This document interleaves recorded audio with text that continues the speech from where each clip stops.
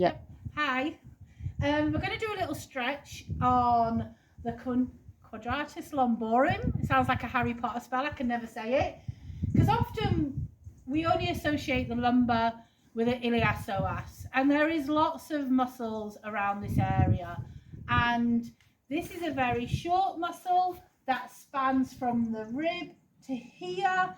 And often it can get tightly contracted and it can stop that free flowing movement of the lumbar. So when we think of the iliopsoas, we will mainly check how the hind limbs are moving, because that is responsible for the limbs going forward, out to the side and back. So if we check that and the horse is not too bothered with the range of motion, then often it can be these little short muscles that are up here. So when I do any sort of fascial work, I always think of compression and stretch. So what I'm going to do here, obviously make sure your horse is happy, because some horses can be a little bit sensitive around this part of the pelvis, which is the tubercocci. So if we were looking at the pelvis, this is the top, this is the tubercocci here on either side, and then we have the tubericium running down here. So it's like that.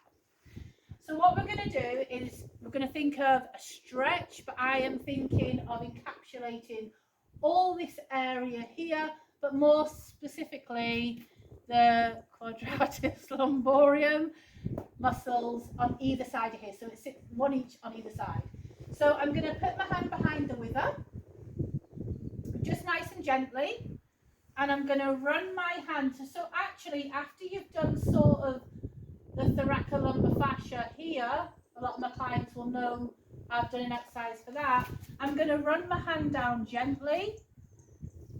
I'm going to turn my hand round and I'm going to just nestle in with my palm on the tubercocci. And then I don't put any pressure as such. So I always sort of say, when I do an exercise on a horse, it's almost like you're riding. You don't turn your horse first, you actually look where you're going and your intention. So I get my feet in a position that I'm heading towards the back and I give a little stretch. So with this hand I'm coming up but staying there, and with this hand I'm going here. And what we'll do is, after a few minutes, because fascia takes time to adapt, you'll actually feel your hand moving further along.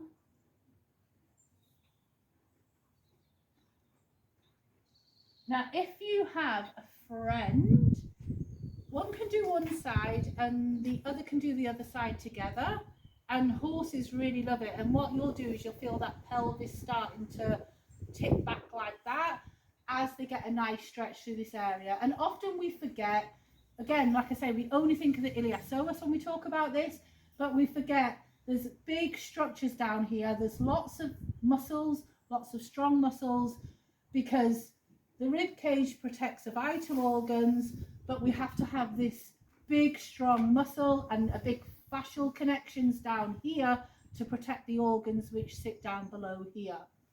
And that's that.